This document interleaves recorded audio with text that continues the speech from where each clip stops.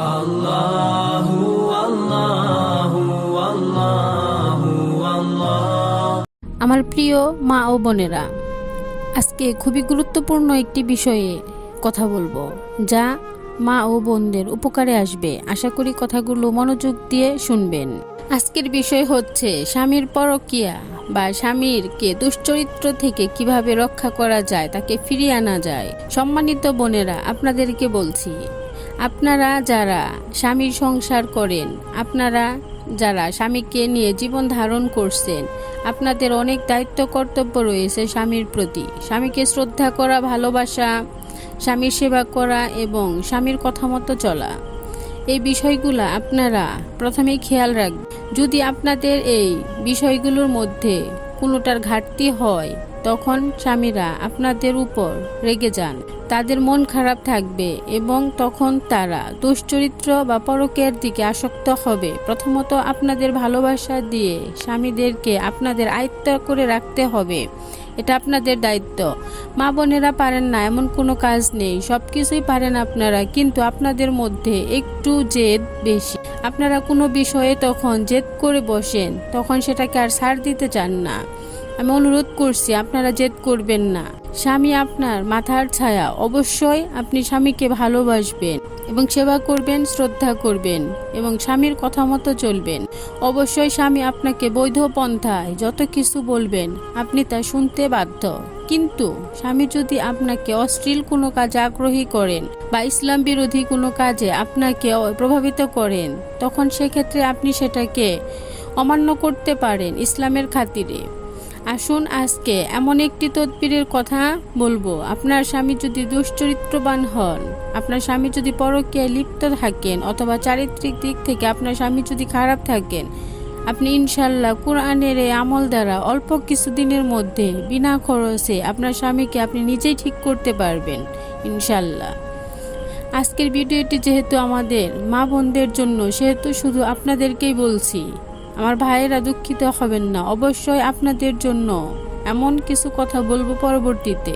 সম্মানিত মা বোনেরা, যদি মনে করেন আপনার স্বামী পরকীয়া লিপ্ত হয়ে গেছে বা বিভিন্ন ধরনের খারাপ চরিত্রের দিকে অগ্রসর হচ্ছেন, যেমন জুয়া, মদ, গাঁজা, আফিম, এ ধরনের বিষয়ে আপনার স্বামী ইনভলভ হয়ে গেছে, খারাপ মানুষের সাথে চলাফেরা করেন এবং আপনার স্বামী আপনাকে ভালোবাসেন না, আপনার কথা শুনেন না, আপনার দেখভাল করেন না, আপনাকে খাওয়া পড়া সঠিকভাবে দেন না এবং আপনাকে সময় দেন না, আপনার ভালো মন্দ কোনোটাই খেয়াল করেন না, তিনি বাহিরে তার ব্যক্তিগতভাবে তার নিজের ইচ্ছা মতো চলেন এবং আপনার সাথে শুধু ঝগড়া করেন, লড়াই করেন এবং আপনাকে শুধু বিদায় করে দেওয়ার হুমকি দেন, তখন আপনি আমলটি করবেন। প্রিয় বোনেরা, আমলটি হচ্ছে, আপনারা অনেকেই কোরআনুল কারীম তেলাওয়াত করতে পারেন।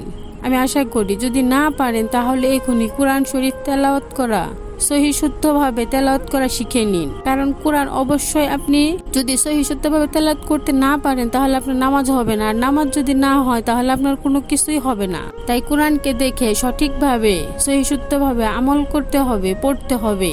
আমলটি হচ্ছে কোরআনুল কারীমে 68 নম্বর সূরা, সূরা আল কালাম। সূরা আল কালামে আল্লাহ পাক এমন এক গুরুত্বপূর্ণ সূরা নাজিল করেছেন, যে সূরার বর্ণনা করে, তাফসীর করে, বয়ান করে শেষ করার মতো নয়। এই সূরার দ্বারা আপনি আপনার স্বামীকে সচ্চরিত্রবান করতে পারবেন ইনশাল্লাহ। এই সূরা থেকে আপনারা মাত্র একটি আয়াত ব্যবহার করবেন। এই সূরাতে 52টি আয়াত রয়েছে। এই আয়াতগুলো তেলাওয়াত করার চেষ্টা করবেন অন্তত দৈনিক একবার। আর একটি আয়াত, যে আয়াতটা হলো সূরা আল কালামের 4 নম্বর আয়াত। আল্লাহ সুবহানাহু ওয়া তাআলা বলছেন, ওয়া ইন্নাকা লাআলা খুলুকিন আযীম।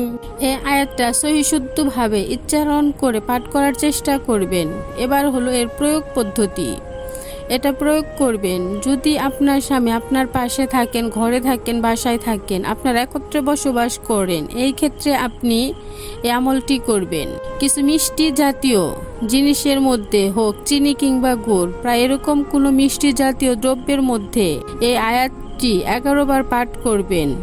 প্রত্যেকবার আউযু বিল্লাহি মিনাশ শাইতানির রাজিম পড়ে এই আয়াতটি পাঠ করবেন। আর যখন পাঠ করবেন তখন আপনি পবিত্র থাকবেন। পবিত্র অবস্থায় উজু না হলেও হবে, কিন্তু পবিত্র অবস্থায় শুদ্ধভাবে তেলাওয়াত করবেন 11 বার। ওয়া ইন্নাকা লাআলা খুলুকিন আযীম, আউযু বিল্লাহি মিনাশ শাইতানির রাজিম। এভাবে 11 বার পাঠ করবেন। প্রত্যেকবার পাঠ করবেন, একবার করে ফুঁক দিবেন এবং 11টা ফুঁক দিবেন। ওই খাবারটা আপনার স্বামীকে খাওয়াবেন। অবশ্যই নিজেও আপনি এই খাবারটা খাওয়ার চেষ্টা করবেন।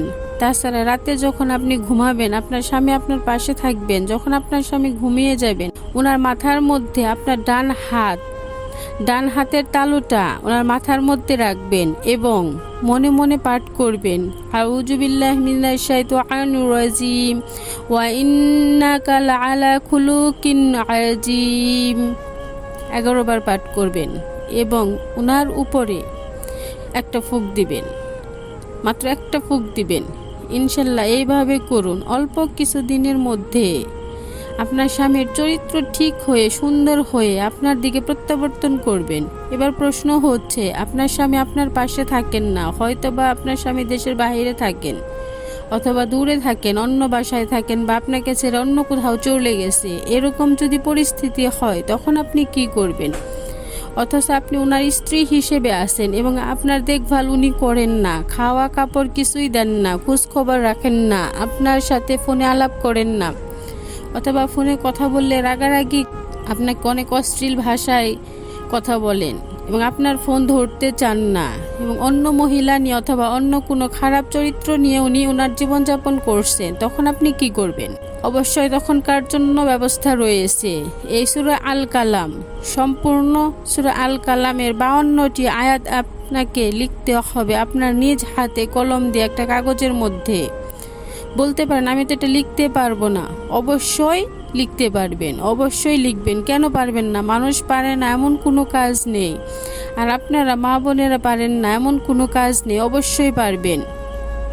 দেখে দেখে সুন্দর করে ছোট করে লিখবেন, অথবা ড্রেসিং পেপার রেখে কোরআন শরীফে ড্রেস করে নেবেন। ওইটা দিয়ে একটা তাবিজ তৈরি করবেন। তাবিজ তৈরি করে কবজের মধ্যে ভরে ওই তাবিজটা আপনার নিজের গলায় রাখবেন আর পরীক্ষা করে দেখবেন আপনার স্বামী আপনাকে ভালোবাসা শুরু করেন কিনা।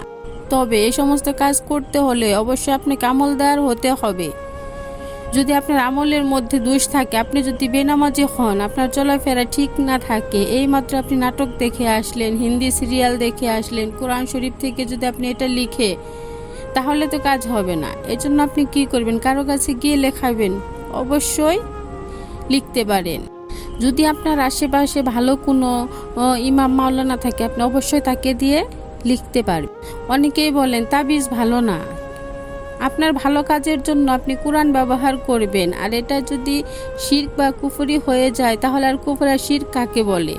অতএব শয়তান এসে প্ররোচনা দিবে, ধোঁকা দিবে, এটা তোমার সাথে রেখো না, তুমি জাহান্নামে চলে যাবে, এটা শুনবেন না, এটা বিশ্বাস করবেন না। তাবিজ ব্যবহার করা জায়েজ, তামিম ব্যবহার করা না জায়েজ। তামিম হচ্ছে যে কোনো না জায়েজ যে কোনো বস্তু, এটার নাম তামিম। কিন্তু কুরআনুল কারীমের আয়াত বা সূরা সাথে রাখা, এটা তামিম নয়, এটা তাওয়িজ। আপনি যদি বিশ্বাস করে এই আমলটি করেন, হয়তো বা একটু সময় লাগবে, কিন্তু আল্লাহ এবং আল্লাহর কোরআনের উপর বিশ্বাস করে করলে অবশ্যই আপনার স্বামী যে কোনো খারাপ পথ থেকে ফিরে আসতে বাধ্য হবে ইনশাল্লাহ।